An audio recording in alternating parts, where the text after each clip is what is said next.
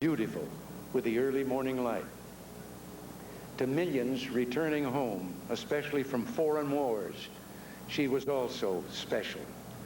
A young World War captain of artillery described how on a troop ship returning from France, even the most hard-bitten veteran had trouble blinking back the tears. "I've never seen anything that looked so good," that doughboy, Harry Truman, wrote to his fiancée Bess back in Independence, Missouri, as the Liberty Lady in New York Harbor. And that's why tonight we celebrate this mother of exiles who lifts her light beside the golden door. Many of us have seen the picture of another worker here, iron or tool belt around his waist, balanced on a narrow metal rod of scaffolding, leaning over to place a kiss on the forehead of Miss Liberty. Tony Serassi, the grandson of immigrant Italians, said it was something he was proud to do, something to tell my grandchildren. Robert Kearney feels the same way. At work on the statue after a serious illness, he gave $10,000 worth of commemorative pins to those who visited here. Part of the reason, he says, was an earlier construction job over in Hoboken, and his friend named Blackie. They could see the harbor from the building where they were working on, and every morning Blackie would look over the water, give a salute, and say, "That's my gal." Well, the truth is, she's everybody's gal. We sometimes forget that even those who came here first to settle the new land were also strangers. I've spoken before of the tiny Arabella, a ship at anchor just off the Massachusetts coast. A little group of Puritans huddled on the deck. And then John Winthrop, who would later become the first governor of Massachusetts, reminded his fellow Puritans there on that tiny deck that they must keep faith with their God, that the eyes of all the world were upon them, and that they must not forsake the mission that God had sent them on, and they must be a light unto the nations of all the world, a shining city upon a hill. Call it mysticism, if you will. I have always believed there was some divine providence that placed this great land here between the two great oceans to be found by a special kind of people from every corner of the world who had a special love for freedom and a special courage that enabled them to leave their own land, leave their friends and their countrymen, and come to this new and strange land to build a new world of peace and freedom and hope. Lincoln spoke about hope as he left the hometown he would never see again to take up the duties of the presidency and bring America through a terrible civil war. At each stop on his long train ride to Washington, the news grew worse. The nation was dividing. His own life was in peril. On he pushed, undaunted. In Philadelphia, he spoke in Independence Hall, where 85 years earlier, the Declaration of Independence had been signed. He noted that much more had been achieved there than just independence from Great Britain. It was, he said, hope to the world, future for all time. Well, that is the common thread that binds us to those Quakers on the tiny deck of the Arabella, to the beleaguered farmers and landowners signing the Declaration in Philadelphia, in that hot Philadelphia hall, to Lincoln on a train, ready to guide us people through the conflagration, to all the millions crowded in the steerage who passed this lady and wept at the sight of her, and those who've worked here in the scaffolding with their hands and with their love. Jean Weir, Scott Aronson, Tony Serassi, Robert Kearney, and so many others. We're bound together because, like them, we too dare to hope. Hope that our children will always find here the land of liberty in a land that is free. We dare to hope, too, that we'll understand our work can never be truly done until every man, woman, and child shares in our gift, in our hope, and stands with us in the light of liberty, a light that tonight will shortly cast its glow upon her as it has upon us for 2 centuries. keeping faith with a dream of long ago, and guiding millions still to a future of peace and freedom.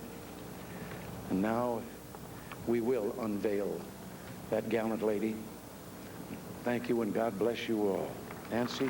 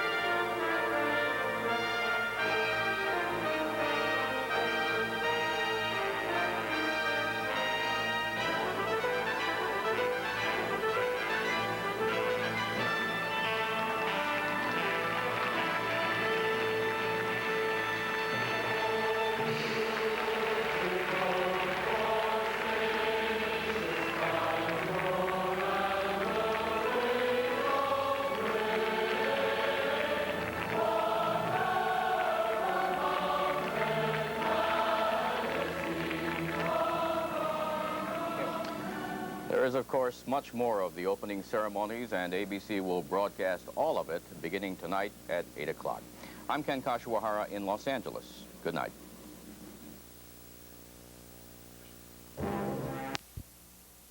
While in cities and towns around the nation, 20,000 new American citizens will be sworn in.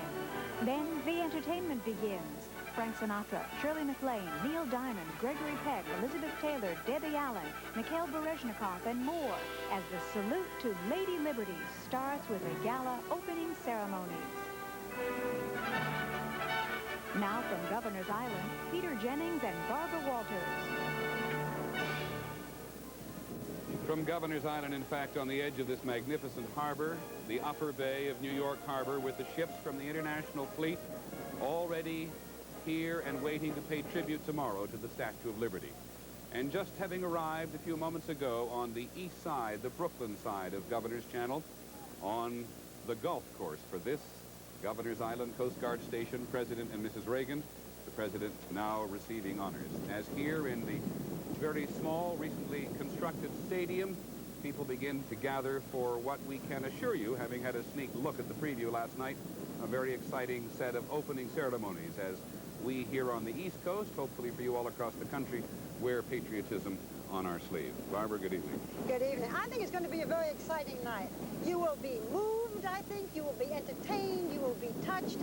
Most of all, I think we're all going to feel very, very proud. Don't you? I think we are if we don't get blown away. Yeah, I must that tell too. you, yesterday we were worried about the rain. There's something of a stiff gale blowing here this evening, which was very helpful to the tall ships as they're made their way down the East River today and then out to their berth where they're spending the night before they come up the harbor tomorrow.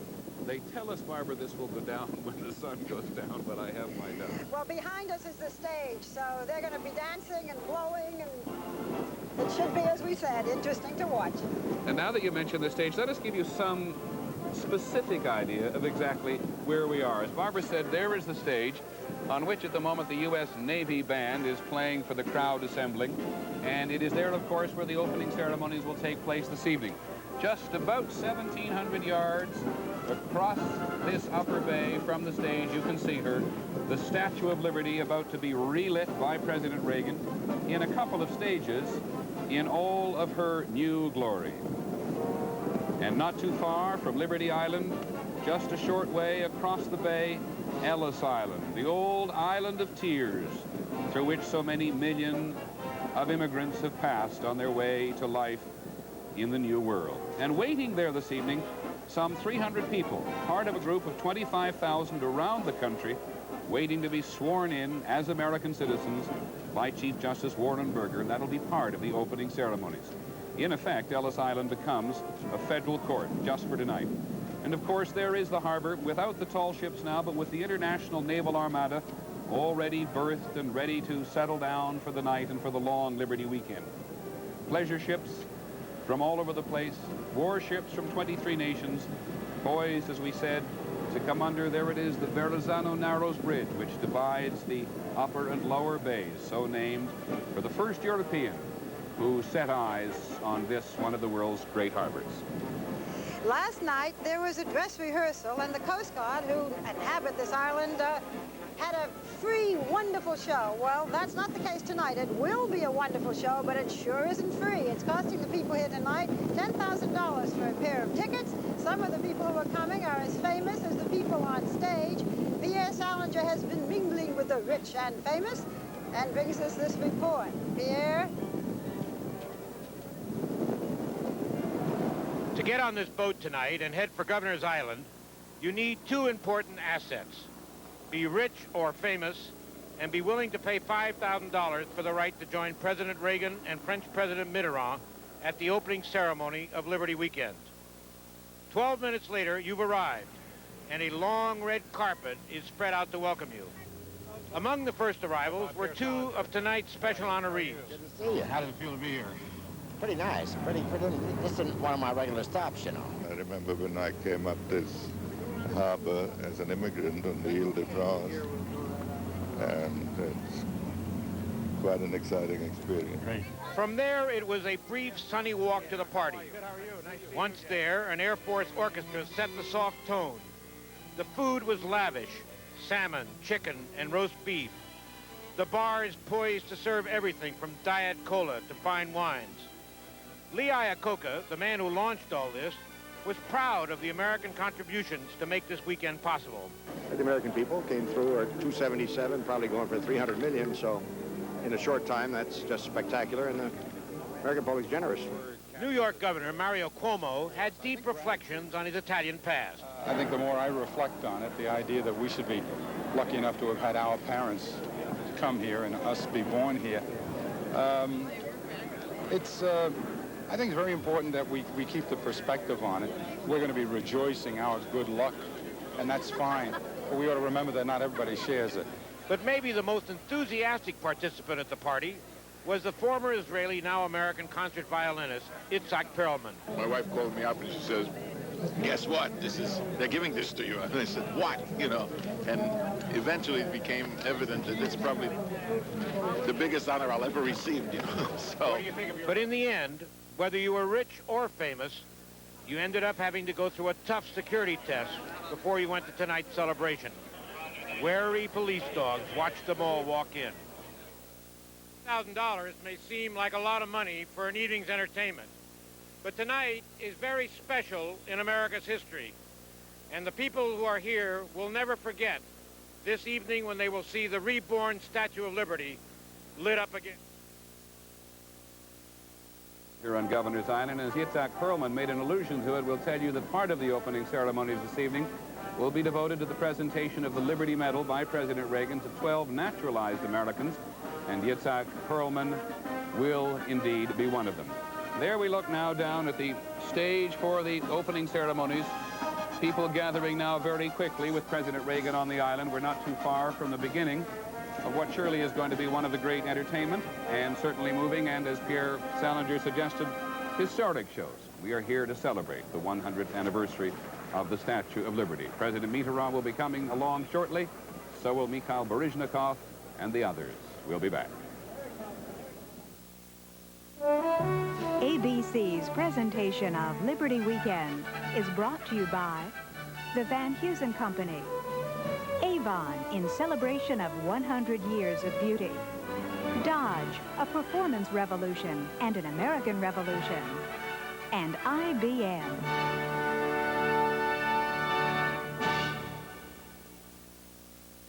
This man is crazy. Vivacious. He'll tell you exactly what he feels. I want that item. On the Hudson River to begin the celebrations of Liberty Weekend. We hope that in the next few days, you across the country, those of you more landlocked than we are at the moment, will feel as much affection towards this harbor and its place in American history as we have in the last few visits we've paid in preparation for this evening. Barbara?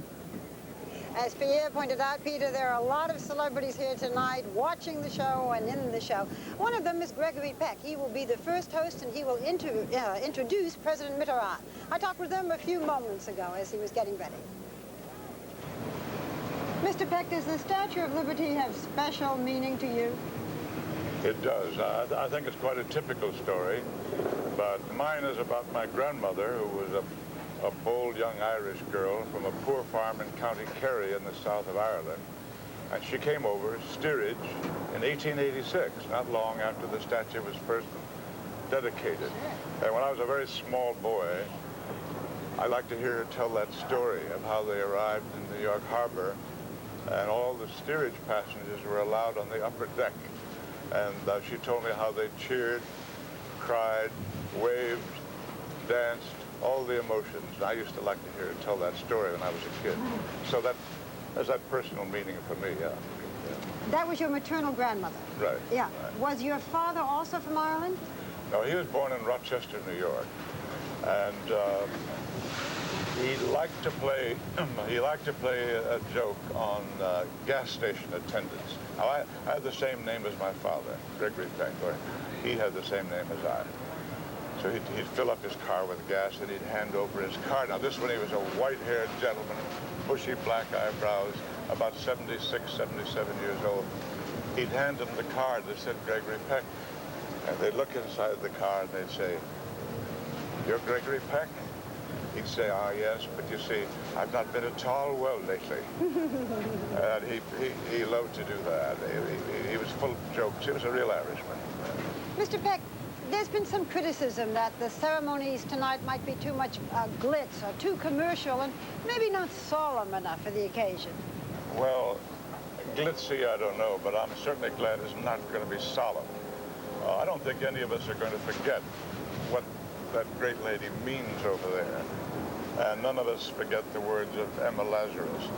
But this is the American way. When we have political inventions, we wear crazy hats. When we have entertainment between the halves of a football game, we have girls dancing, we have sex appeal, we have clowning about, we have marching bands. We have a good time about it. So it's a significant day and a great day, the 100th anniversary of the great lady there. But we're going to have fun in our own American way, and a little hullabaloo and a little glitz and a little horn blowing doesn't do any harm, I don't think.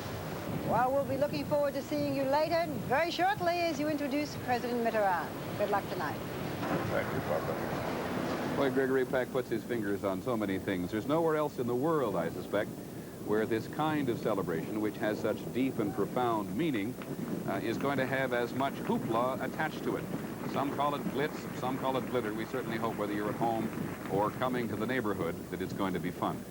Let's talk for a moment about that other famous island. Liberty Island, which used to be Bedloe's Island, where the statue now stands, is, of course, the absolute epicenter of this particular harbor. But over there, of course, is Ellis Island, through which 40% of Americans today had their ancestors come.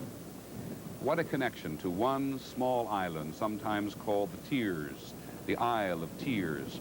The bulk of the Russian immigrants to this country came here between 1880 and 1920. And tonight, when approximately 300 people are sworn in publicly on television all across the country from Ellis Island, one clearly of the most visible will be a Russian dancer and choreographer named Mikhail Baryshnikov. And later this evening, he'll dance for us. First, here's Stone Phillips.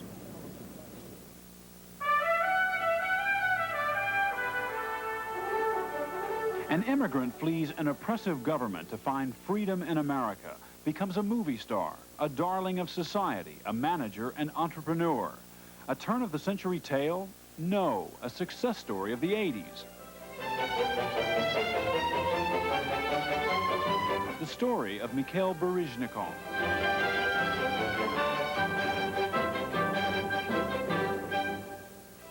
Born in Latvia in the Soviet Union in 1948, as a teenager, he entered Leningrad's famed Kirov Ballet Company and was instantly acclaimed when he made his first solo performance in 1962.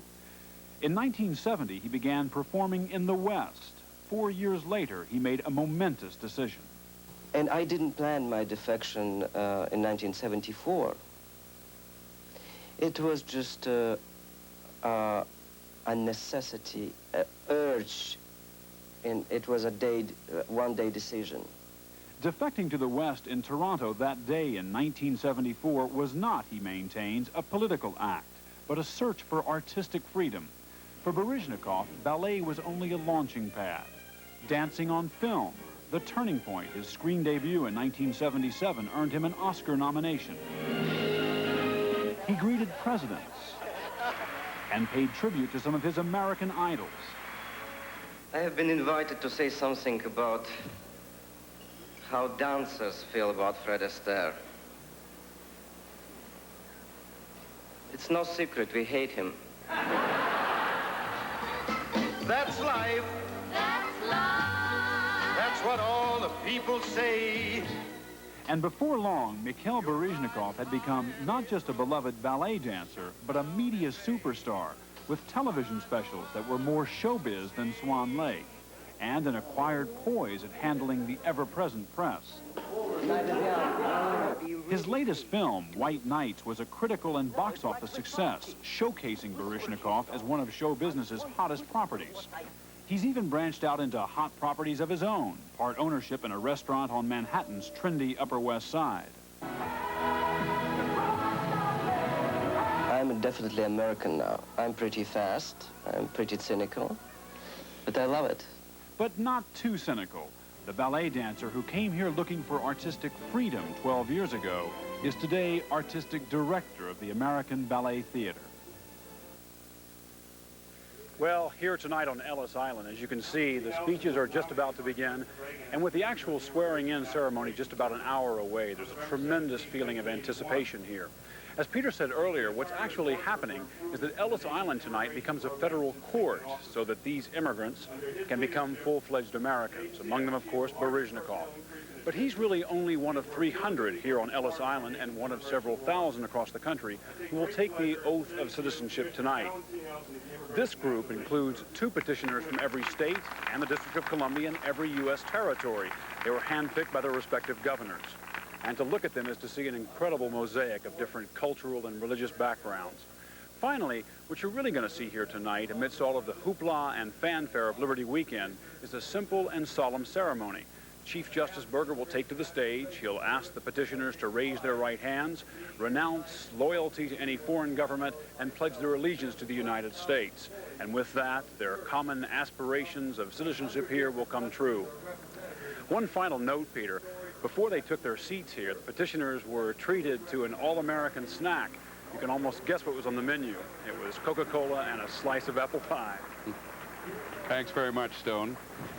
Simple, but certainly not private. As you know, that ceremony is going to be part of the opening ceremonies, and we must tell you that a couple of judges, one in Los Angeles and one in Washington, didn't want to participate today because they thought that all of the hoopla attached to the swearing in of new immigrants to become new citizens in a glare of publicity would just simply not make it a dignified occasion. But there is that picture there, Barbara, of that man sitting holding the Statue of Liberty in his lap. I don't think there could be anything more dignified than that.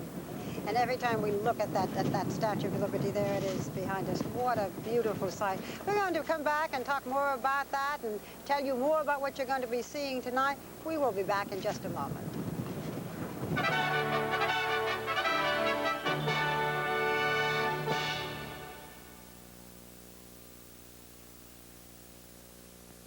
You've got that confidence, you've got that style.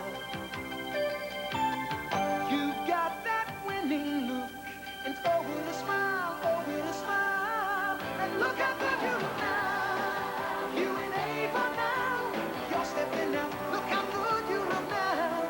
You took the world on, you and Ava, and look how good you look now. Look how good.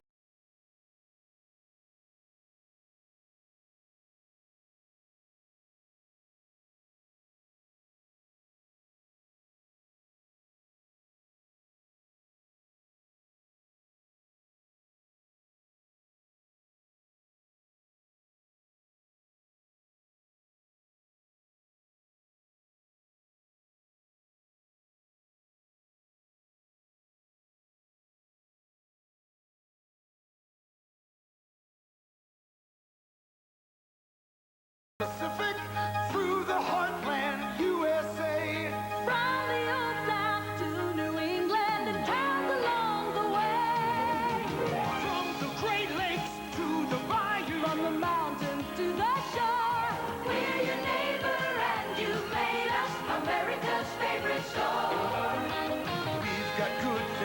at good prices, just what you're looking for. So more of you come into us than any other store. From the redwoods to magnolias, From the palm trees to the pines, on Main Street to the suburbs, to the freeways intertwined. over half the population It's coming through our door, and we're proud to say you made us America's favorite store. Kmart, the saving place. You come on like a dream, peaches and cream, strawberry, blueberry too. You're all gold, you're beautiful, you're mine. What a heavenly sight, you're a creamy delight, fresh, all natural too. You're all gold, you're beautiful, you're mine.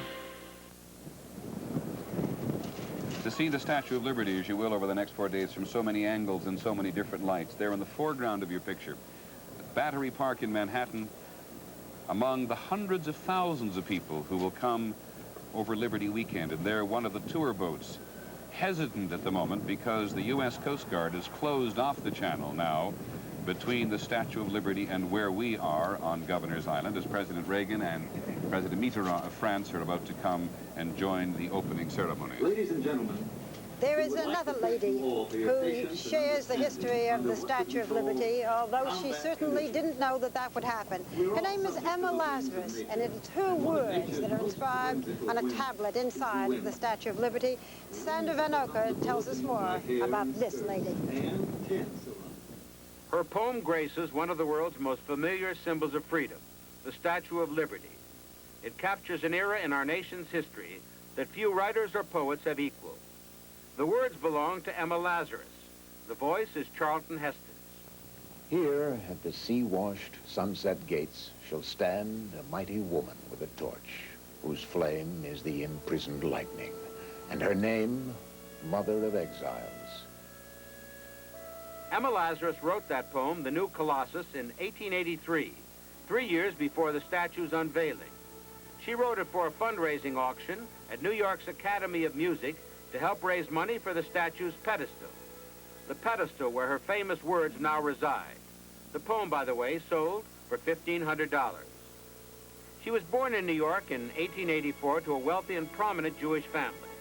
The daughter of a successful industrialist, she led an isolated life, a stranger to the hardships of the millions of immigrants that flooded through New York Harbor. I always will be loyal to my race, she once wrote, but I feel no religious fervor in my soul. It was the mass of Jewish refugees fleeing the pogroms of Russia that historians say swelled her consciousness as a Jew. She and her poetry were transformed. Her words spoke to the tens of millions of immigrants of every race and nationality that came to America with hopes of a better life. Keep, ancient lands, your storied pomp, cries she with silent lips. Give me your tired, your poor, your huddled masses yearning to breathe free, the wretched refuse of your teeming shore. Send these, the homeless, tempest-tossed, to me. I lift my lamp beside the golden door. Emma Lazarus would never know the importance that her poem holds or the spirit that her words symbolize. Her poem was not placed at the base of the Statue of Liberty until almost 20 years after her death. But to this day, it still stands as a tribute to her and to the idea of liberty. The first light that Emma Lazarus's huddled masses saw was not the Statue of Liberty. It was a light similar to this one on a Coast Guard lightship, like this one, which is the Nantucket II, which was retired in 1984 after serving for many years on Nantucket Shoals, about 100 miles to the northeast of here. The lightship was the first glimmer of liberty they saw. The second was the Ambrose lightship off New York Harbor, and then they saw the Statue of Liberty. Those lamps are now gone, but the Statue of Liberty will be lit tonight. Barbara? Thank you, Sander.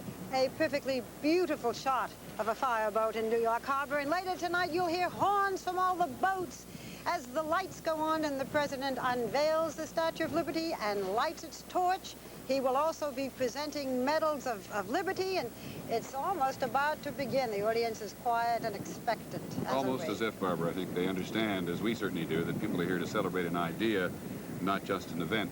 I was thinking just a little while ago about Auguste Bartholdi. He is the Frenchman who designed and sculpted the Statue of Liberty, and when he set out for the New World in 1871 to New York Harbor, he was looking for a place, that island as it turns out, on which to set his contribution to friendship between France and the United States and peace of admiration for the New World. Now, we know in this day and age, all of you across the country are not so kindly disposed to New York as we'd like you to be this evening. But remember what Auguste Bartholdi wrote in 1871. It is indeed the New World. And when I landed here, I knew it was the idea that my friends in Europe had told me about. We're looking forward to the opening ceremonies. We hope you'll stay with us. I'm Peter Jennings for Barbara Walters. We hope you have a good evening.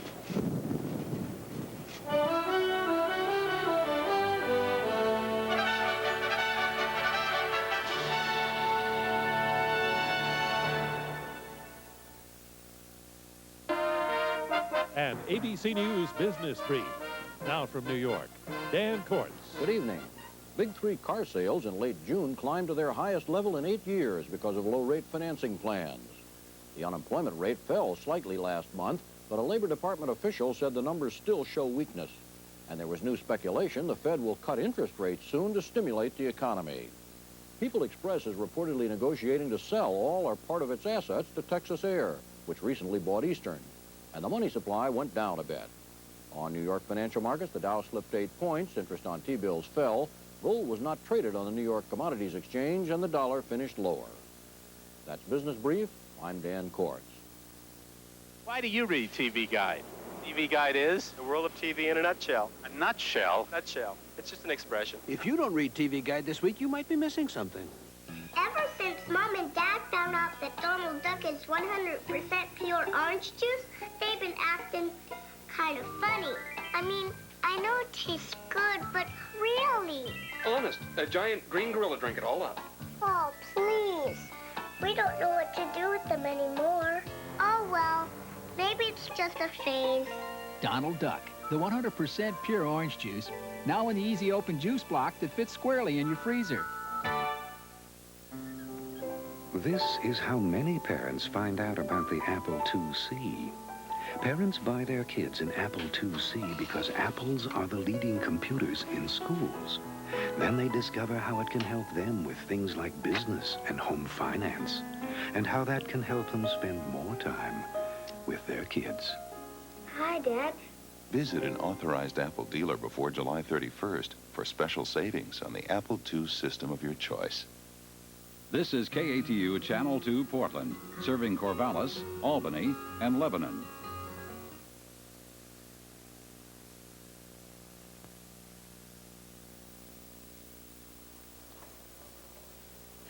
Ladies and gentlemen, to conduct the Liberty Orchestra in his composition Liberty Fanfare, written especially for this occasion, Mr. John Williams.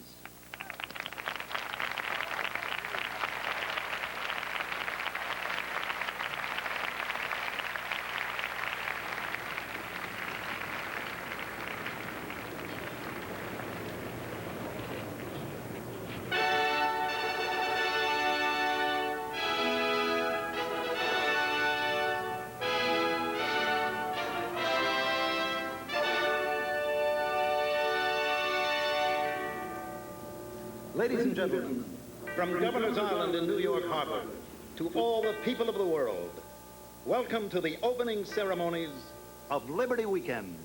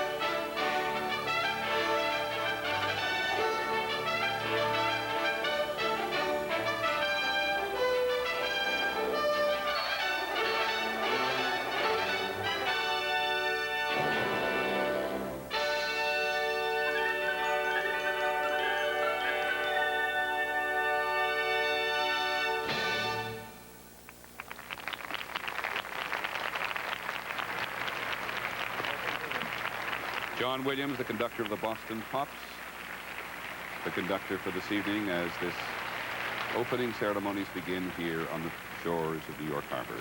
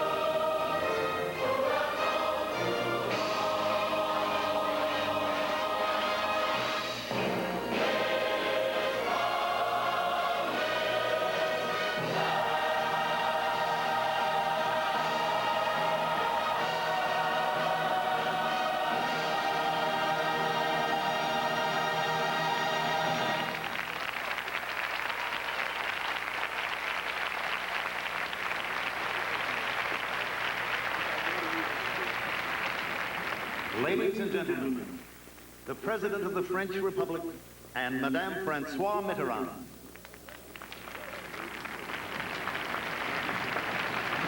President Mitterrand, elected as the President of France in 1981 for a 7-year term, who comes here to share the honors of the spotlight with President Reagan this Liberty Weekend for many reasons. Because French-American history goes back to the Revolutionary War, French assistance, because it was France which gave the Statue of Liberty to this country 100 years ago tomorrow, because President Mitterrand and President Reagan have business to discuss, which they will do tomorrow, after they have reviewed together the International Naval Armada. Ruffles and flourishes.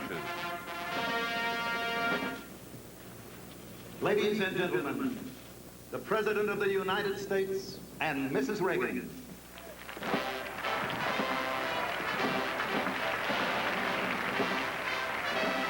The president who has done so much to give the United States the measure of spirit which it presently has about itself, and who tomorrow will come down the Hudson River on board the USS Iowa to review the ships of the 21 nations who've come here to pay tribute to the United States and to the Statue of Liberty. Going to the presidential box where, on a number of occasions this evening, he shall be the center of the spotlight. And here in what we might call Liberty Stadium for this evening, Please remain standing. the crowd on its feet. The French Republic Band play the national anthem of the Republic of France. The Marseillaise.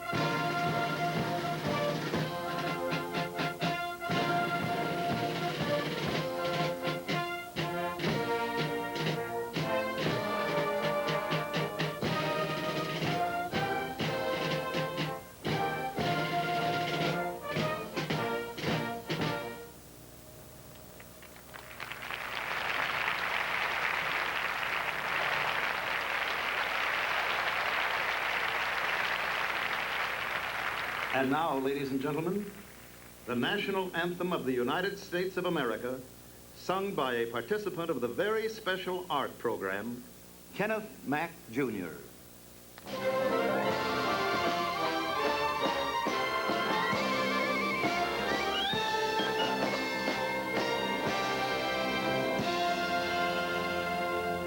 Oh, say, can you see by the dawn's early light what so proudly we hailed at the twilight's last gleaming, whose broad stripes and bright stars through the perilous fight, o'er the ramparts we watched were so gallantly streaming, and the rugged red no mercy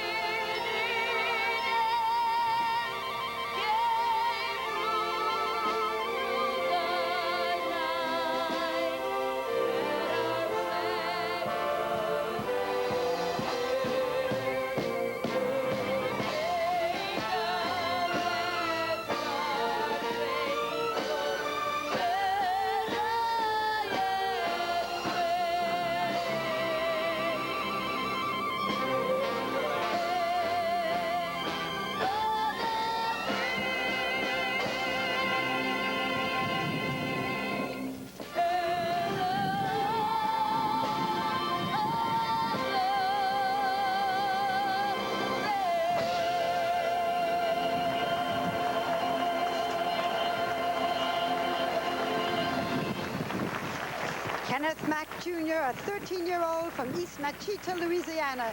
The Very Special Arts Program is an international organization which provides art programs for the disabled. Last year, this child sang at both the White House and the Vatican. We'll be right back.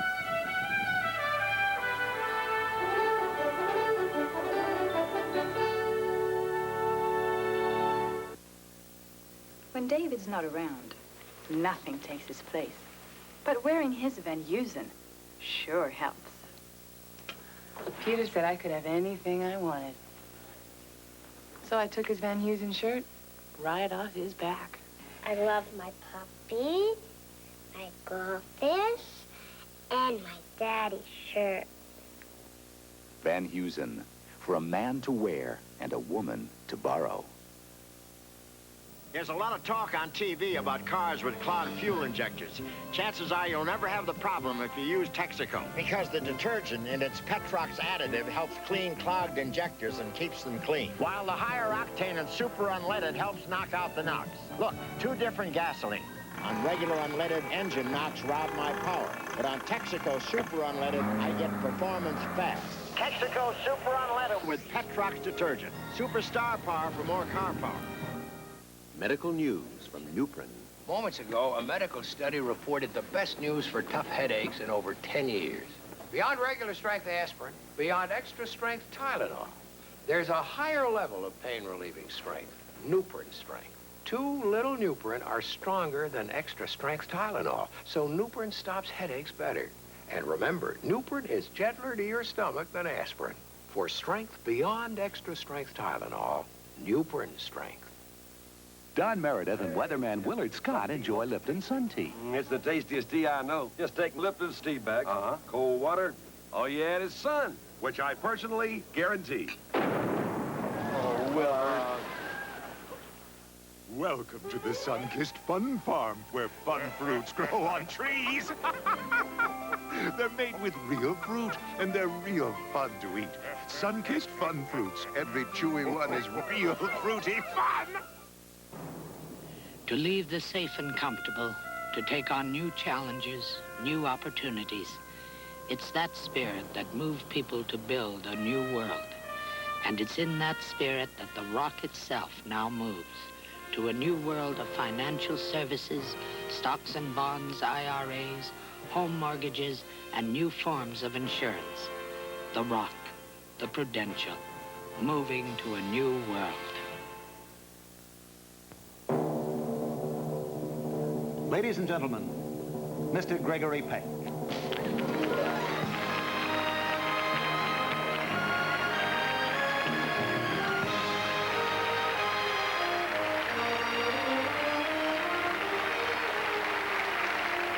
Thank you. Thank you. Mr. President, Mrs. Reagan, President Mitterrand, Madame Mitterrand, honored guests, and fellow Americans. This ceremony of rededication and restoration will hopefully have a profound effect on the collective conscience of people everywhere, for it underscores one of the deepest yearnings of all mankind, the right of all men to find individual freedom in a free society. In a world where time is measured in milliseconds, 100 years of longevity in any area is worthy of recognition. But this event, marking a century of real and symbolic friendship between our two nations, gives us even greater cause for celebration. Not only does it acknowledge our mutual love of traditional values, but in the larger sense, it represents a priceless gift, a gift of dreams made tangible and visible through a monument dedicated to freedom and liberty. This copper-clad colossus, standing in the harbor with upraised torch and crown of light, was for millions their first glimpse of America. For millions of others entering this promised land from other directions, the image of liberty enlightening the world was a vision they carried deep within their hearts. As with many other great visions, the Statue of Liberty could be said to have had its birth as the result of a death. In 1865, the assassination of President Lincoln shocked the world. In France, the gifted sculptor, Frédéric Auguste Bartholdi, felt compelled to express his countrymen's deep affection for America with a dramatic gesture. On his first visit here, Providence led him to an abandoned fort in New York Harbor called Bedloe's Island. It was the ideal site for the monumental statue he was planning. In this sketch, done at the time, he named her Liberty Enlightening the World. the lady's torch and radiant crown lighting the way for all who yearn to enter the land of freedom. Returning to France, he soon found the inspiration for the statue's face, his mother. It took 3 years, however, for Bartholdi to complete his design. Construction began in 1876 with funds donated entirely by the French people. Plaster molds of some 300 sections were made to Bartholdi's amazingly accurate specifications. Then copper sheeting was hammered into wooden forms. The entire statue would be comprised of a copper shell, a mere 3/32 of an inch thick. To encourage continued support for this long-term and expensive project, sections were then put on public display. Gustave Eiffel, the brilliant engineer who would soon build his famous tower, was called on to design the statue's iron framework. The virtually hollow structure rose 15 stories, weighed 225 tons, and was ingeniously engineered to withstand winds of 100 miles an hour. In 1884, after 8 years of dedicated effort and a cost of $250,000, the statue was finally completed in Paris. In New York, however, construction of its mammoth pedestal had not yet begun. Only its cornerstone had been set in place. When the statue arrived in New York a year later, packed in 200 crates, the base had not been finished. American donations for completing the work had run out. It was then that Joseph Pulitzer, the newspaper magnate and an immigrant himself, organized a campaign to raise the last $100,000. It would come in pennies, nickels, and dimes, much of it from children. But come it did, and the statue finally gained her foothold in the New World. On a rainy day in 1886, this remarkable gift from the people of France was officially presented to the people of the United States, and a new symbol of hope was given to the world.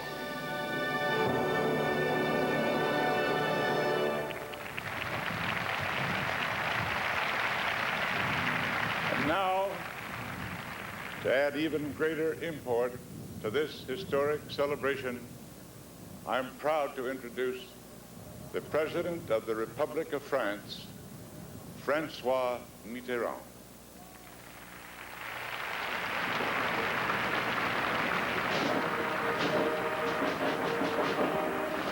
President Mitterrand being played onto the stage here on the edge of New York Harbor by his own Garde Républicaine band, the band of the Garde République.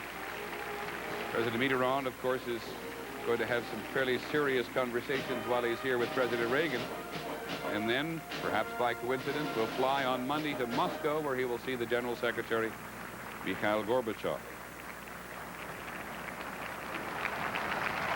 It is not unlikely that he shall speak in French. He speaks some English.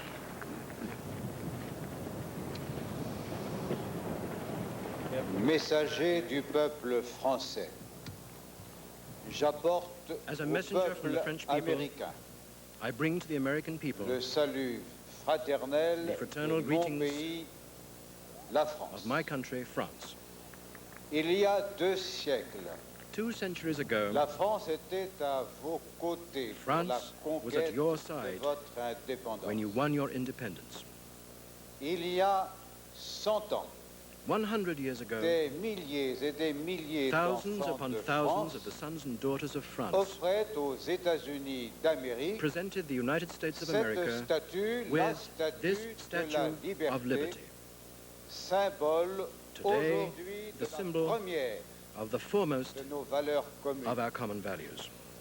À votre tour, You, vous êtes venu in your 2 turn, fois came twice au prix de votre sang at the cost of your own blood nous aider à to help us sauver et notre to save indépendance our independence et notre liberté. and our freedom.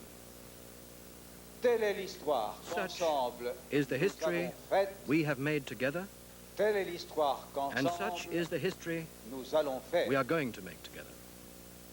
Puisse les enfants de May nos our enfants children's children se retrouver meet pour again célébrer toujours ensemble dans 100 ans another 100 years from now plus longtemps and encore, long thereafter la fête des to celebrate hommes libres still together the dans un festival monde of pacifique. free people in a world at peace.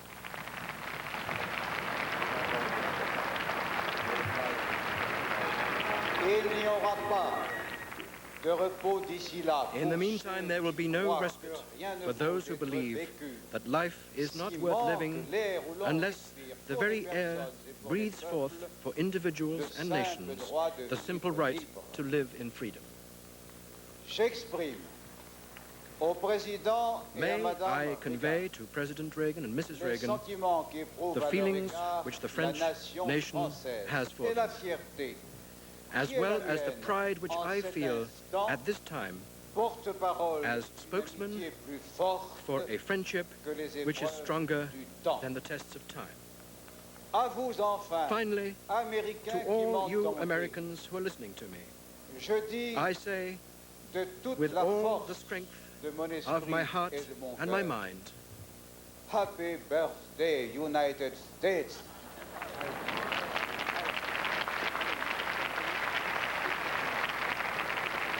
Happy birthday, Miss Liberty.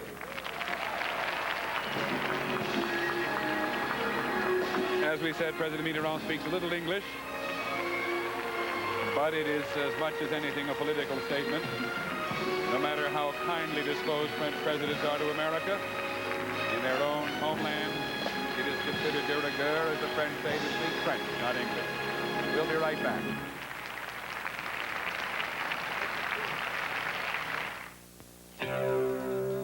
Heart surgery. Before it can be performed, doctors need vital information. X-ray films tell them a lot, but they could tell them even more. That's why at an IBM scientific center in Winchester, England, computer researchers and doctors are working together to transform the conventional X-ray into something remarkable. A three-dimensional computer model of a patient's arteries. This IBM technology is also being used to create a computer model of a patient's beating heart. This experimental project is an example of innovation at IBM. And one day, it could be another way computers help doctors save lives.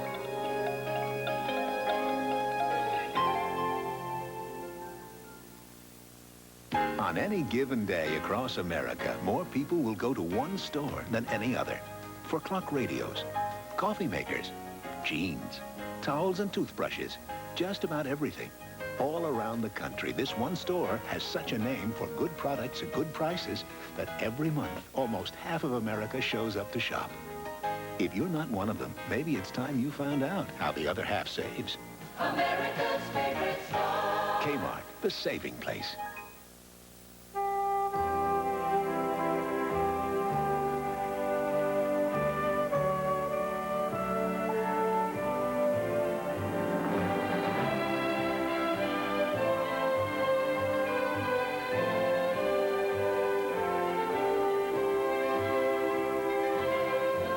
Treasure liberty the American way with United States Liberty coins. ABC's exclusive coverage of Liberty Weekend will continue. A world-class field at the Dream Mile live on ABC's Wide World of Sports Saturday. 6 years ago, Win T. Waugh came to America determined to make a new and better life. And today she'll attend a reunion with the children she was forced to leave behind. At 7-Eleven, we think obtain its freedom. And what French child hasn't been made aware of the American soldiers who fought and died in the soil of France to preserve that precious commodity called liberty during 2 world wars? We gather here this evening to pay homage to that remarkable friendship that is so gloriously represented by the statue that stands out in the harbor. At the original dedication ceremonies held 100 years ago, President Grover Cleveland said, "We will not forget that liberty has made here her home, nor shall her chosen altar be neglected. A stream of light shall pierce the darkness of ignorance and man's oppression until liberty enlightens the world." And Edward de la Bellay, the French senator and scholar who first conceived the idea for the Statue of Liberty, wrote these words over a century ago: "This Statue of Liberty will preserve among future generations, like a sacred tradition, the eternal friendship of the United States and France." And now it is my pleasure to introduce one of France's outstanding entertainers, who will be joined by a gentleman whose voice has been deemed by President Reagan to be a national treasure. Together they will sing a musical tribute to the vision and the ideals that made the Statue of Liberty possible. Please welcome Mireille Matteau and Andy Williams.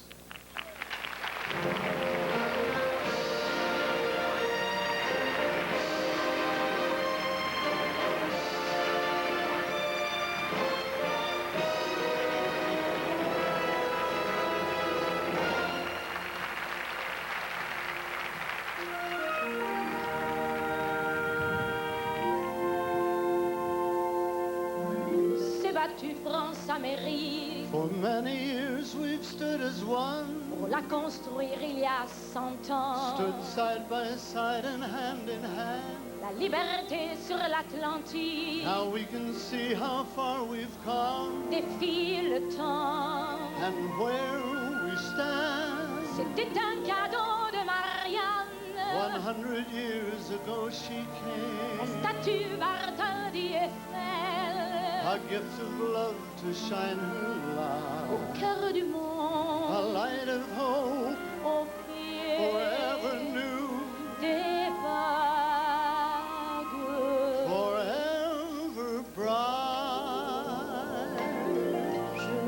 Through bad times and sad times, she was there, sweet lady. Untied, inspired, as a brave sweet lady. And when we see her with her toes held high, we believe the dream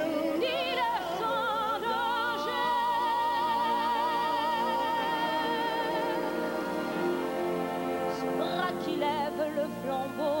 So many dreams, so many plans. La haine pourrait l'emporter. So many visions were conceived. La liberté est un drapeau. So many doubted through the years. Nous rapporter.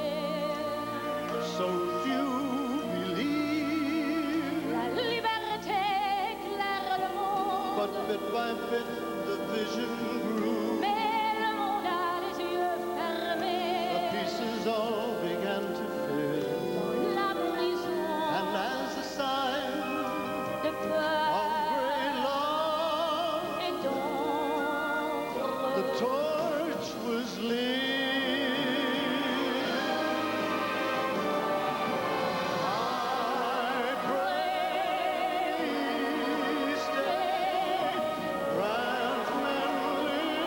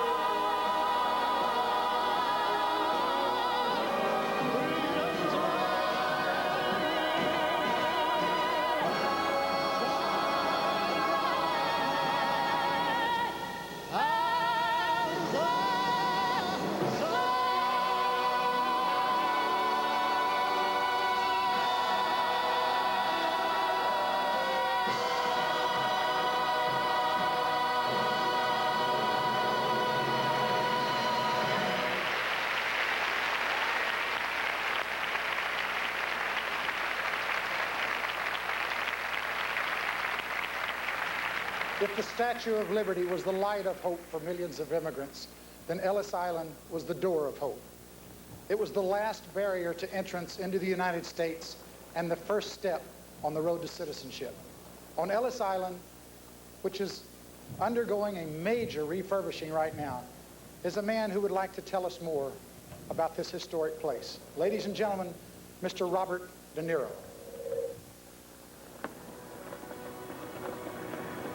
This is Ellis Island, a very precious piece of real estate, and this is my son, Raphael, a very important part of my life.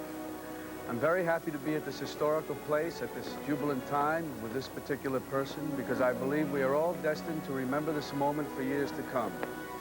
Every parent wants to pass on to his children the things he believes are important, and what could be more important than being a part of history?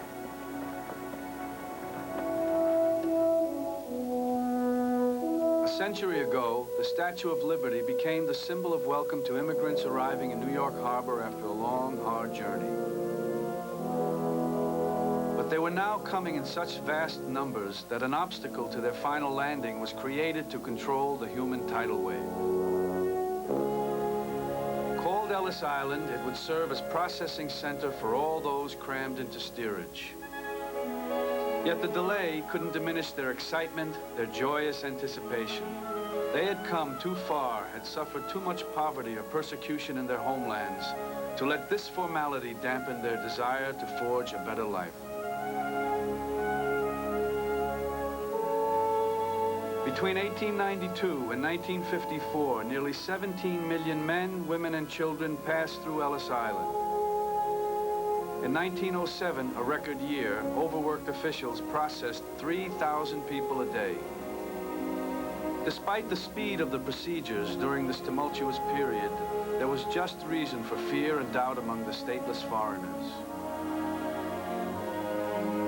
A prevalent eye disease, trachoma, or tuberculosis, or mental illness, if detected, was cause for detention and possible deportation. Remarkably, this fate befell only a small percent of those who entered Ellis Island. Age-old family names, if found unpronounceable by the American registrar, would be changed. But the worst was over. A railroad ticket office was provided for those who had hope of a job or relatives to join beyond New York. So now the moment drew near when these immigrants from Ireland, from Hungary, Italy, Greece, from virtually every European nation and the Caribbean as well, would be ferried back to Manhattan, their new lives soon to begin.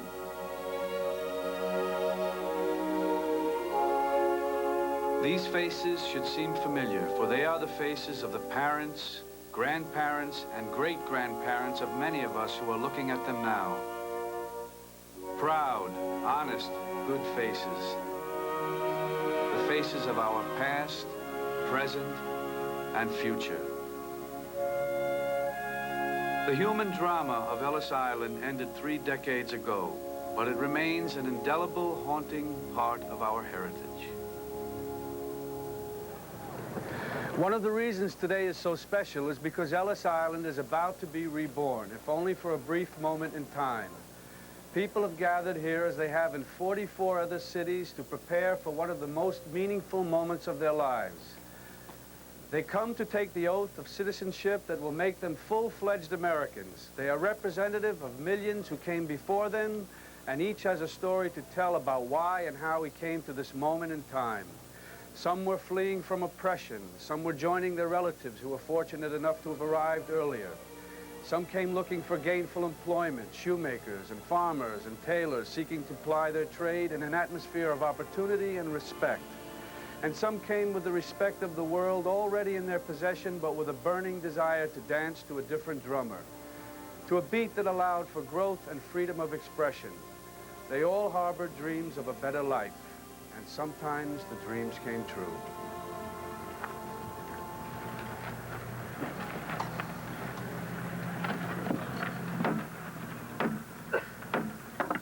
The Honorable the Chief Justice of the United States. Oh yay, oh yay, oh yay.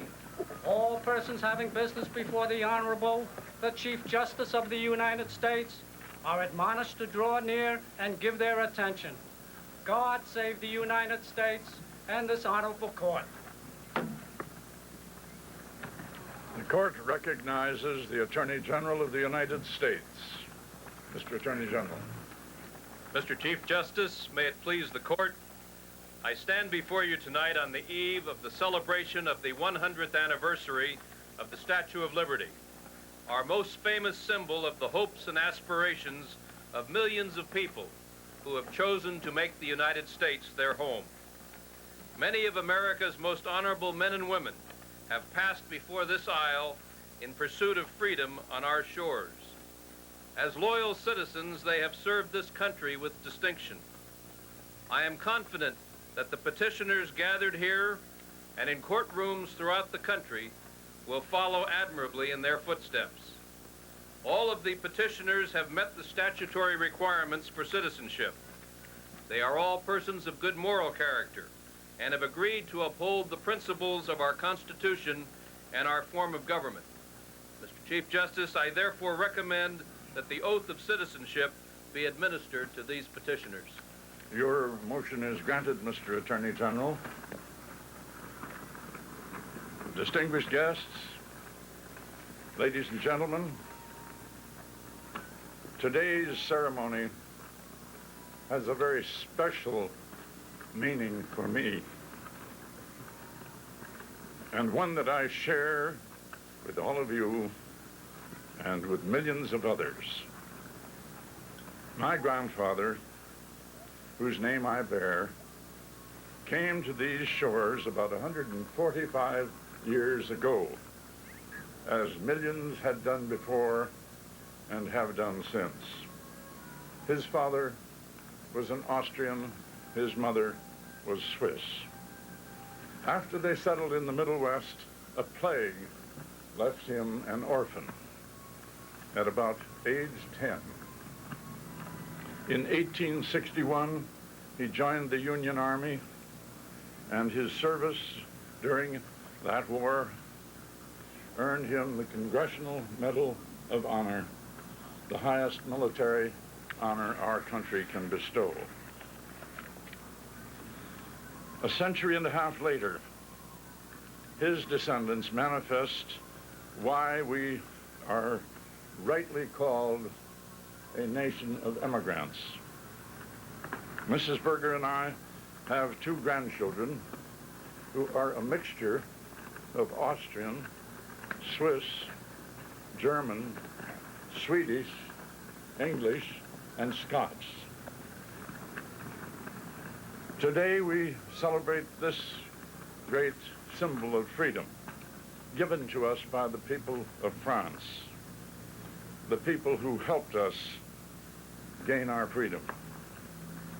That great Lady of Liberty faces not west to our land, but out to the seas as a welcome to those who seek our kind of freedom. Our Constitution is a unique, remarkable instrument. And 200 years ago, it operated to unleash the latent talents and energies and the abilities of every individual who came here, so that each person could develop according to his or her God-given gifts. People were meant to be free. And the great statue that we rededicate today symbolizes not only our freedom, but also the Constitution that guarantees those freedoms and has guaranteed those freedoms for 200 years. It is a symbol not just to the American people, it is a symbol to the people everywhere who want freedom under a system of liberty with order. Now, It is my honor and privilege to ask each of you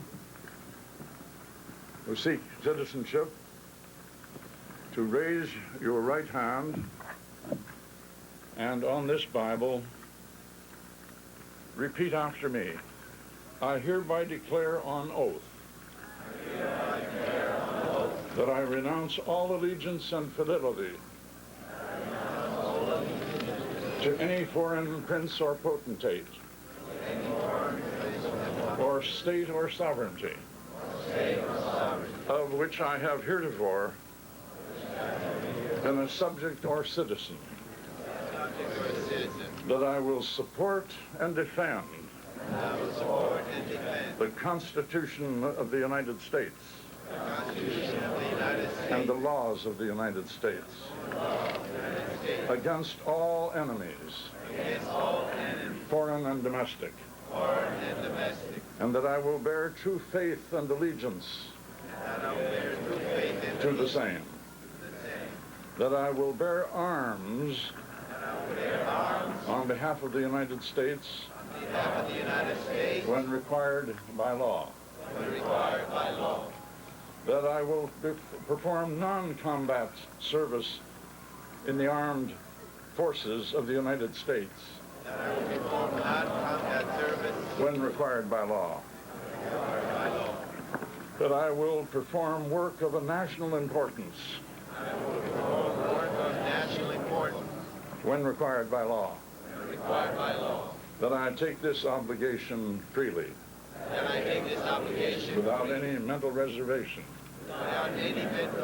or purpose of evasion. So help me God. Now, my fellow citizens, I congratulate you and ask all present here and in the other ceremonies taking place in the United States to recite with me the Pledge of Allegiance, which is as follows. I pledge allegiance to the flag of the United States of America and to the republic for which it stands, one nation under God, indivisible, with liberty and justice for all. The Honorable Court is now adjourned.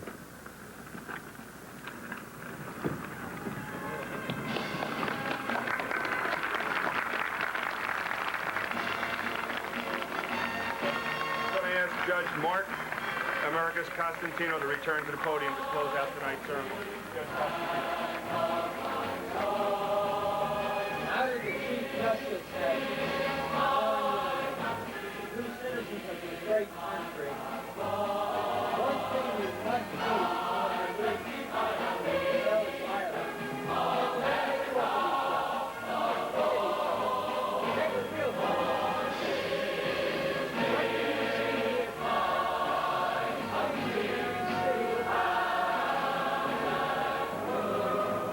At 44 locations across the country, as Chief Justice Berger said, thousands of new American citizens as America opens its arms. Once again, almost one of his last official acts as Chief Justice. He will soon retire to chair the commission to celebrate the bicentennial of the Constitution. We'll be right back. ABC's presentation of Liberty Weekend is brought to you by IBM. Lipton decaffeinated iced tea, delicious with sugar, NutraSweet, or unsweetened. And the Prudential, offering a full range of insurance and other financial services.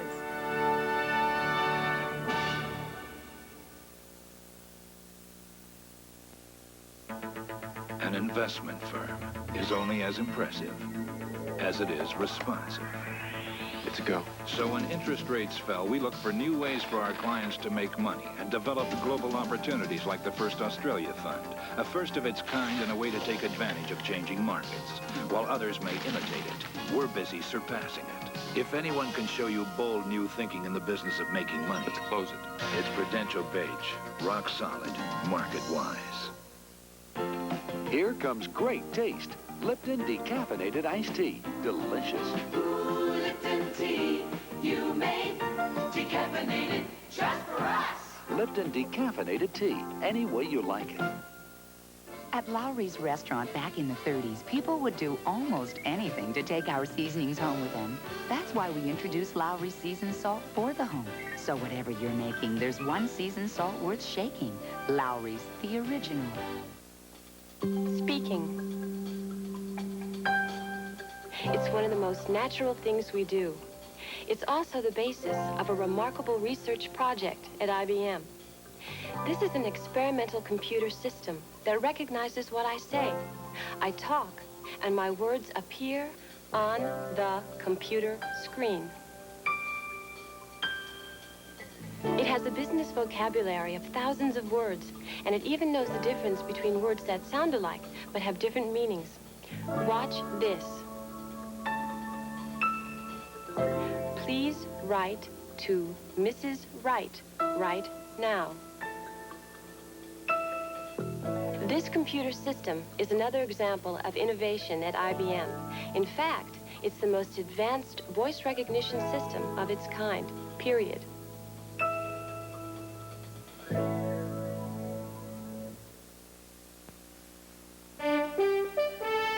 Next week, we'll report on America's young people. So many kids are out of shape, they are coming down with diseases that only adults used to have. We'll meet a priest on the streets who's trying to save children from prostitution. And we'll ask why juveniles are being subjected to the abuses of adult prisons. We'll also look at drug abuse on the job, whether drug testing is one way to eliminate it. We'll also have our usual feature, Person of the Week. Next week, watch ABC's World News Tonight with Peter James. Ladies and gentlemen, the chairman and executive producer of Liberty Weekend, Mr. David Wolper.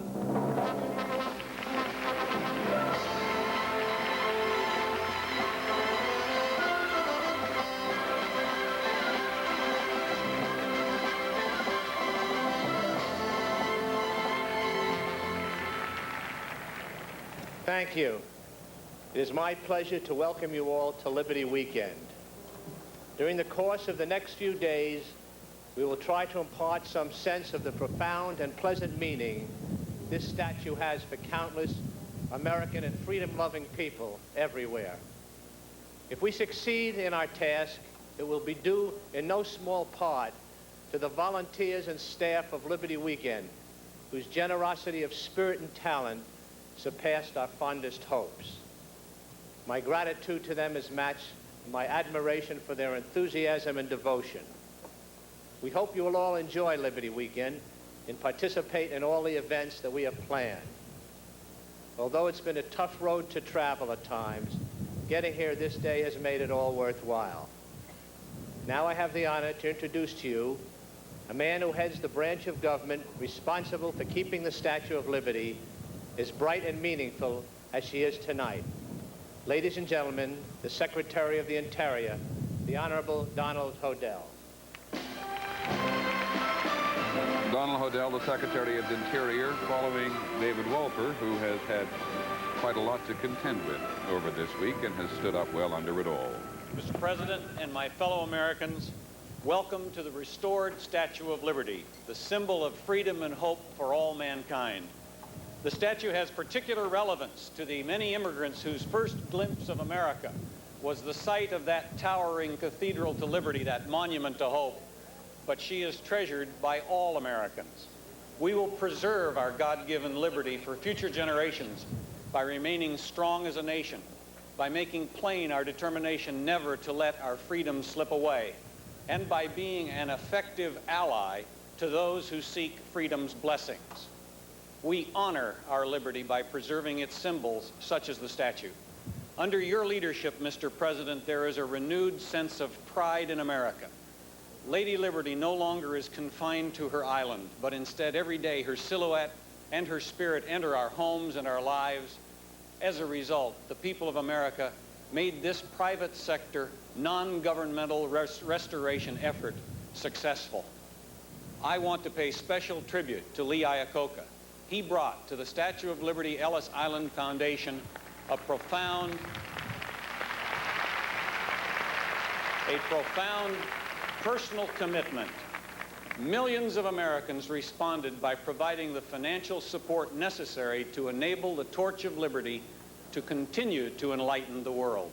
Lee, the American people join me in expressing our gratitude.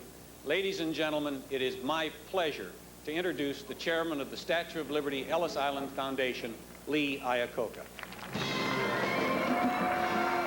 Lee Iacocca, something of a folk hero to a great many Americans as a result of his participation in this. We should also tell you, in fairness, that Secretary Hodel, who just paid tribute, fired him from the Centennial Commission some weeks ago, some months ago.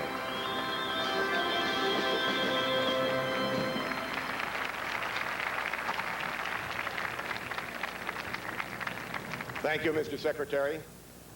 Well, tonight concludes a four-year labor of love. 4 years ago, President Reagan wisely chose to place the job of saving America's most sacred symbol in the hands of the American people themselves. And the people responded from their hearts and from their pocketbooks.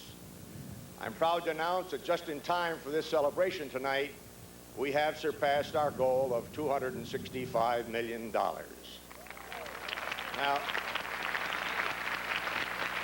Now, that's a huge number for a private fundraising effort. But more important than how much is from whom. And the answer to that is from everybody. From millionaires and school kids, from companies and civic groups, from people in Europe and from people behind the Iron Curtain, even from Vietnamese boat people. It came $5 million at a time, and it came 5 cents at a time. To all of you, from all the people who worked on this great project, we say thank you. And now tonight, we pay you back. We relight the torch, but we do more than that. We also restore the flame of liberty. We remember the millions drawn here by that flame, and we renew our commitment to the ideals that kept it burning. It is fitting that the man who will unveil the statue is a man who has contributed so much to the rebirth of the spirit of patriotism in America. He made it fashionable to be a patriot again, and he set the tone for what we do here tonight. Ladies and gentlemen, it is my high privilege and honor to introduce the President of the United States and Mrs. Reagan. A standing ovation from the audience as the President gets ready to give us the highlight of the evening, the unveiling of the statue. We should tell people, Barbara, there are really two moments like this in the evening. The President at this point, along with Mrs. Reagan, will unveil the Statue of Liberty again in a formal way. Later on, he will light the torch.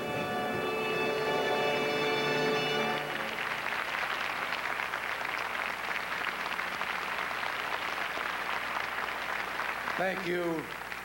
And Lee Iacocca, thank you on behalf of all of America. President, Madame Mitterrand, my fellow Americans, the iron workers from New York and New Jersey who came here to begin restoration work were at first puzzled and a bit put off to see foreign workers, craftsmen from France, arrive. Jean Ouillard, the leader of the French workers, said his countrymen understood. After all, he asked, how would Frenchmen feel if Americans showed up to help restore the Eiffel Tower? But as they came to know each other, these Frenchmen and Americans, affections grew, and so too did perspectives. The Americans were reminded that Miss Liberty, like the many millions she's welcomed to these shores, is of foreign birth, the gift of workers, farmers, and shopkeepers and children who donated hundreds of thousands of francs to send her here. They were the ordinary people of France. This statue came from their pockets and from their hearts. The French workers, too, made discoveries. Monsieur Ouillard, for example, normally lives in a 150-year-old cottage in a small French town. But for the last year, he's been riding the subway through Brooklyn. A study in contrasts, he said. Contrasts indeed. But he has also told the newspapers that he and his countrymen learned something else at Liberty Island. For the first time, They worked in proximity with Americans of Jewish, black, Italian, Irish, Russian, Polish, and Indian backgrounds. Fascinating, he said, to see different ethnic and national types work and live so well together. But it's how we like to think of America. And it's good to know that Miss Liberty is still giving life to the dream of a new world where old antagonisms could be cast aside and people of every nation could live together as one. It's especially fitting that this lesson should be relived and relearned here by Americans and Frenchmen. President Mitterrand, the French and American people have forged a special friendship over the course of 2 centuries. Yes, in the 1700s, France was the midwife of our liberty. In 2 world wars, America stood with France as she fought for her life and for civilization.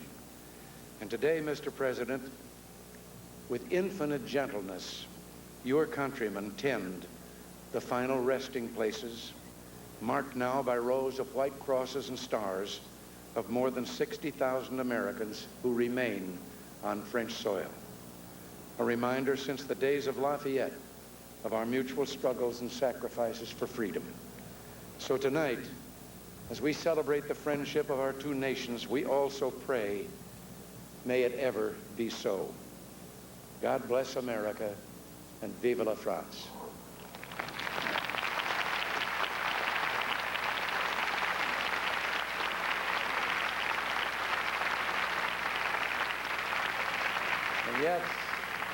And yet, my fellow Americans, it is not only the friendship of 2 peoples, but the friendship of all peoples that brings us here tonight. We celebrate something more than the restoration of this statue's physical grandeur. Another worker here, Scott Aronson, a marble restorer, has put it well. I grew up in Brooklyn and never went to the Statue of Liberty. But when I first walked in there to work, I thought about my grandfathers coming through here.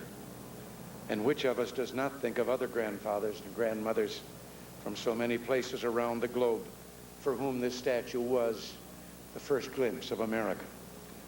She was silhouetted very clear. One of them wrote about standing on deck as their ship entered New York Harbor. We passed her very slowly. Of course, we had to look up. She was beautiful. Another talked of how all the passengers rushed to one side of the boat for a fast look at their new home. And at her, everybody was crying. The whole boat bent toward her.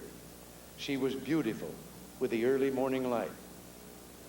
To millions returning home, especially from foreign wars, she was also special. A young World War captain of artillery described how on a troop ship returning from France, even the most hard-bitten veteran had trouble blinking back the tears. I've never seen anything that looked so good, that doughboy, Harry Truman, wrote to his fiancée Bess back in Independence, Missouri, as the Liberty Lady in New York Harbor. And that's why tonight we celebrate this mother of exiles who lifts her light beside the golden door. Many of us have seen the picture of another worker here, iron or tool belt around his waist, balanced on a narrow metal rod of scaffolding, leaning over to place a kiss on the forehead of Miss Liberty. Tony Serassi, the grandson of immigrant Italians, said it was something he was proud to do, something to tell my grandchildren. Robert Kearney feels the same way. At work on the statue after a serious illness, he gave $10,000 worth of commemorative pins to those who visited here. Part of the reason, he says, was an earlier construction job over in Hoboken, and his friend named Blackie.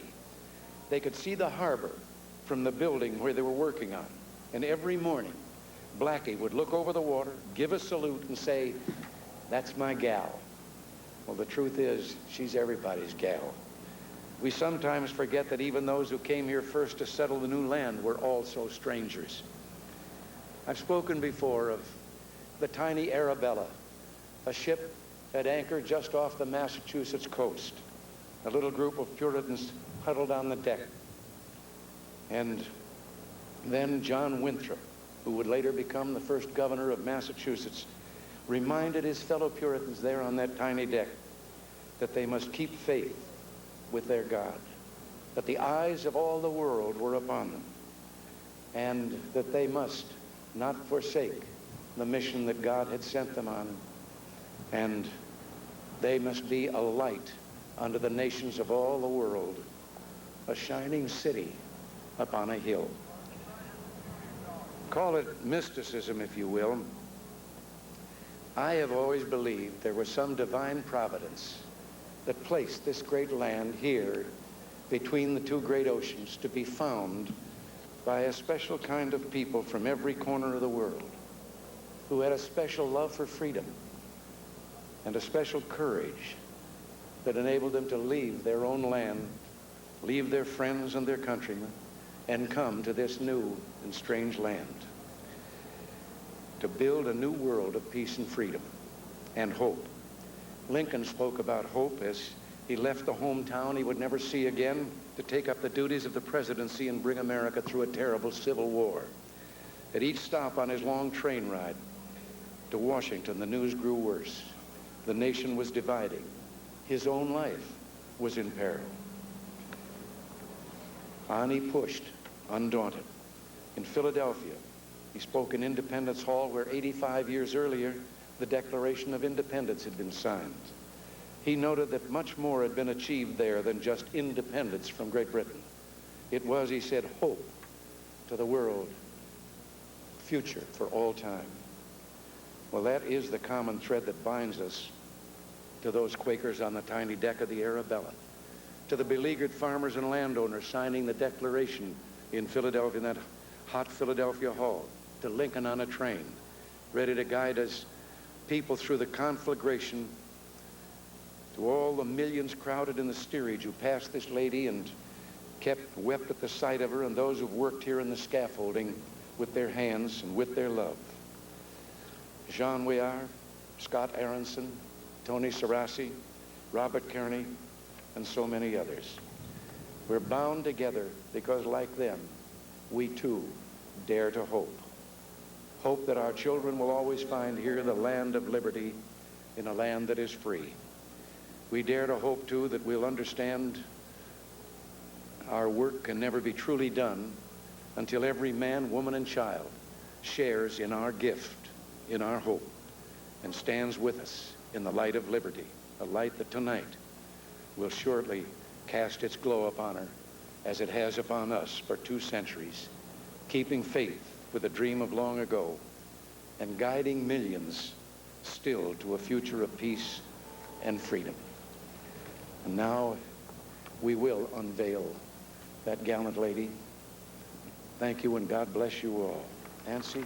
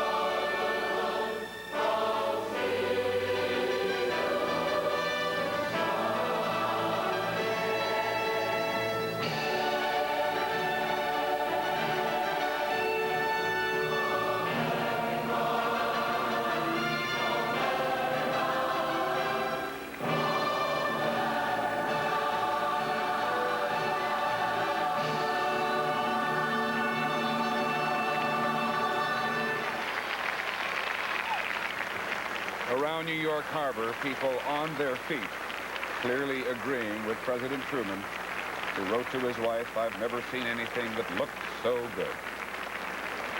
Symbol of a nation, symbol of an idea.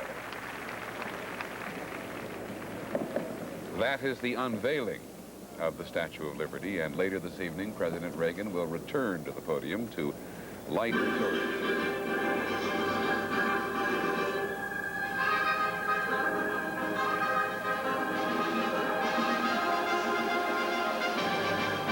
If you think I look good in this, Van Heusen. Indicated by President Reagan, and we rejoin opening ceremonies.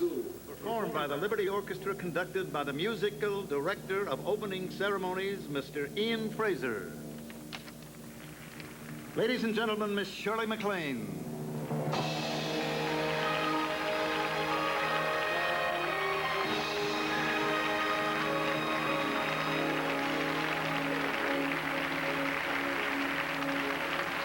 They heard about it in many languages. They read about it in many books. They dreamt about it on many a cold and fearful night, many a dark and dismal day. They knew someone who had gone there, and they knew that one day they would go there too. So they packed what meager possessions they could carry, leaving behind familiar friends, surroundings, and homes. They bid farewell to all that was sure and predictable, and with a prayer on their lips and a vision in their hearts, they came. Ladies and gentlemen, Mr. Neil Diamond.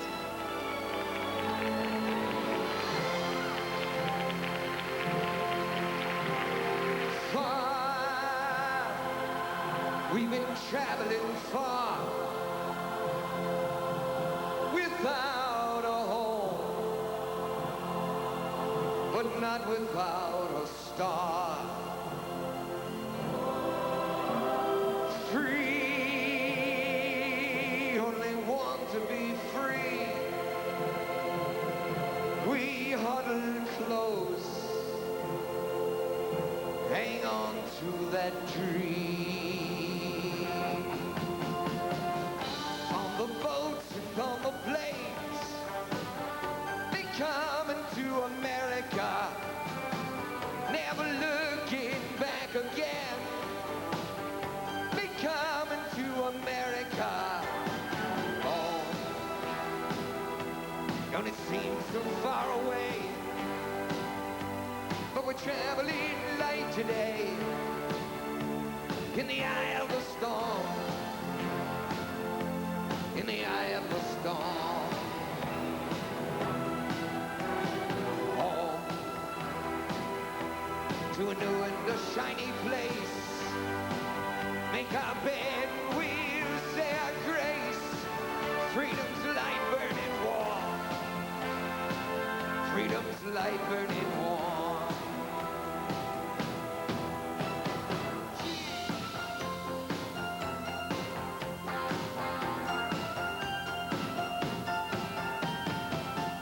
Everywhere around the world, they come into America.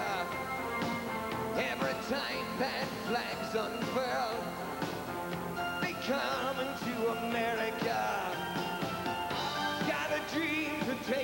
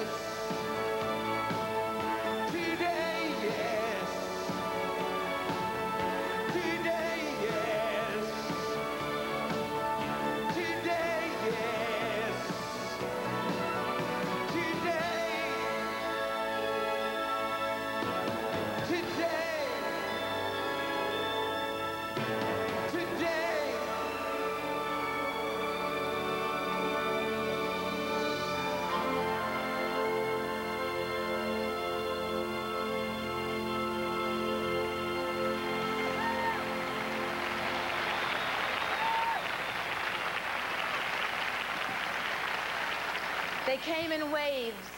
They came in droves. They came crowded together in steerage, in ships that creaked and crawled across the vast ocean. They came with very little money, very few provisions, very, very mixed emotions.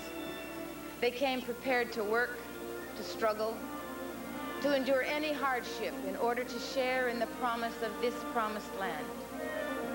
They came with the name of a distant relative scribbled on a precious piece of paper. Distant relatives who lived in exotic-sounding places like Oshkosh, Minneapolis, Chattanooga, Brooklyn.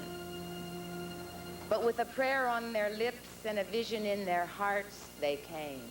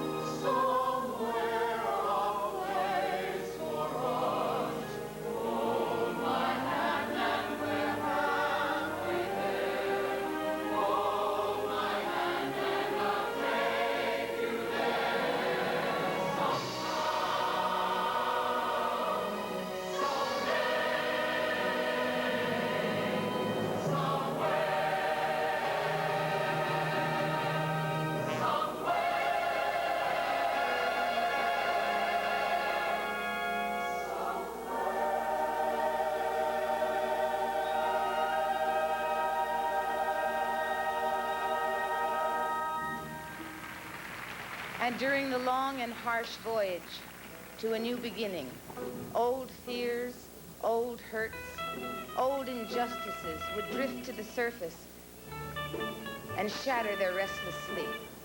Pogroms and potato famines and persecutions, bullies and book burners, Cossacks and forced conscriptions, churches closed, schools closed, doors closed.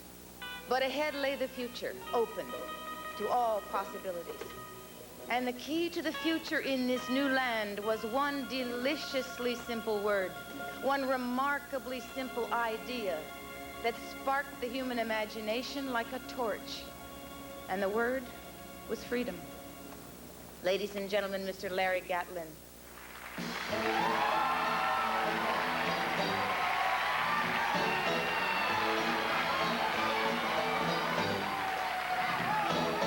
Freedom ain't a state like Maine or Virginia. Freedom ain't across some county line. Freedom is a flame that burns within you. Freedom's in the state of mind. Freedom, freedom, freedom, freedom. Freedom is a flame that burns within you. Freedom's in the state of mind. Ba ba ba ba ba ba ba ba ba ba ba ba ba ba. Freedom ain't a boat that's leaving without you. Freedom ain't a place you float to find. Freedom is the how you think about you. Freedom's in the state of mind. Freedom, freedom, freedom, freedom.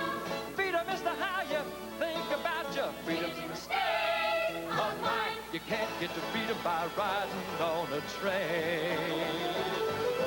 The only way to freedom is right on through your brain. Whoa, whoa, whoa, whoa, whoa. Freedom is an ocean sweeping the nation. Freedom is the right of all mankind.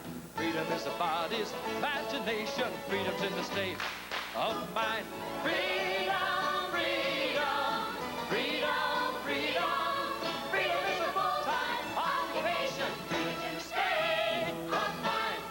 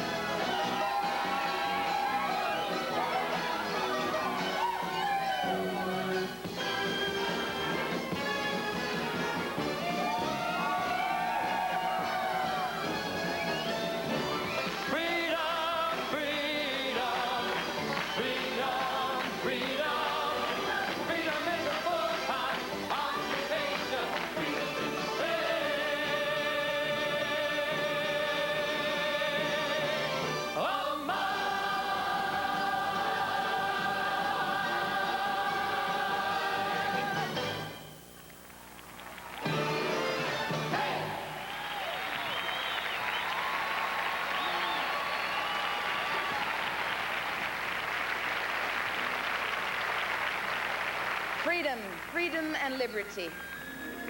Through the mist from the rail of a ship, they saw her standing there like a beacon in the night. Through the mist, without fail every trip, they saw her standing there by the dawn's early light. And every man, every woman, every child, no matter what age, what ethnic background, what country, took a deep breath and peered out into the future, knowing full well that this would be a moment they would record on their hearts and their minds forever. Ladies and gentlemen, Mr. Jose Feliciano and Diane Shure.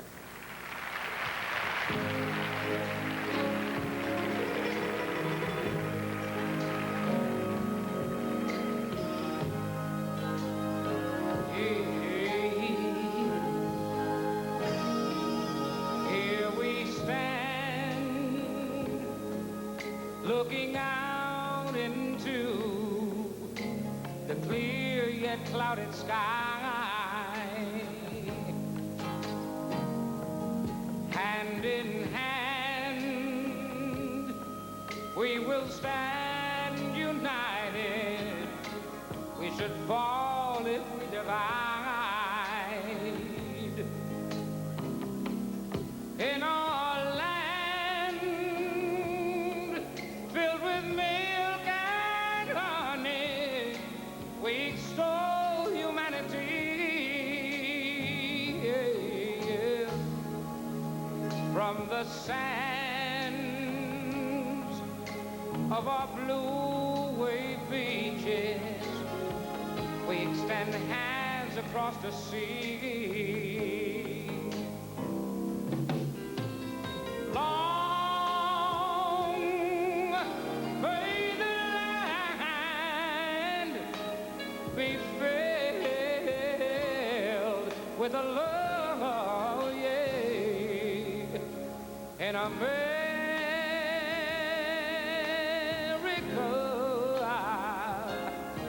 Lord, in America.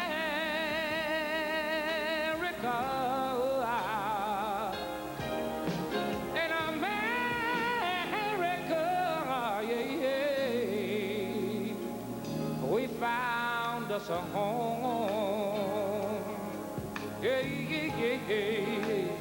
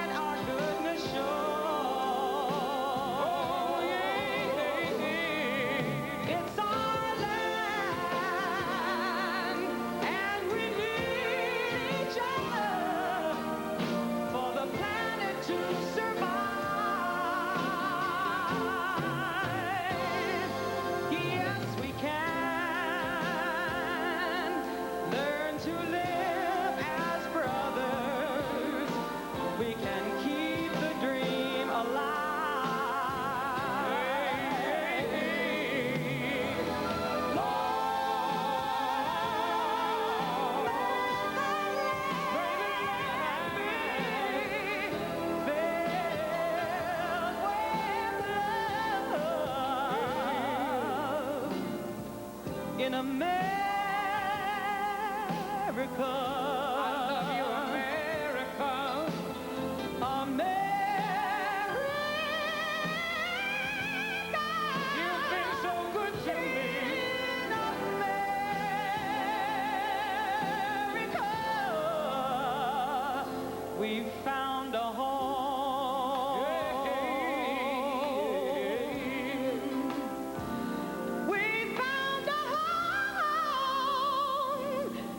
We found a home.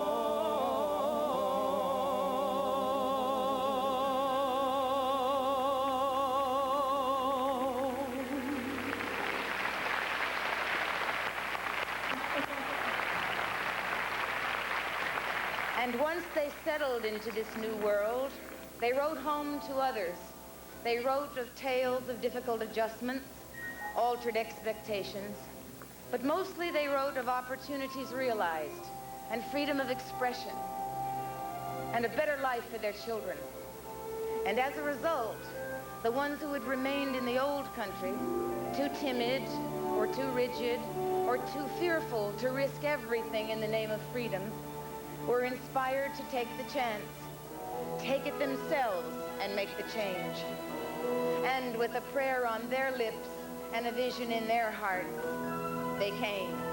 Ladies and gentlemen, Miss Debbie Allen.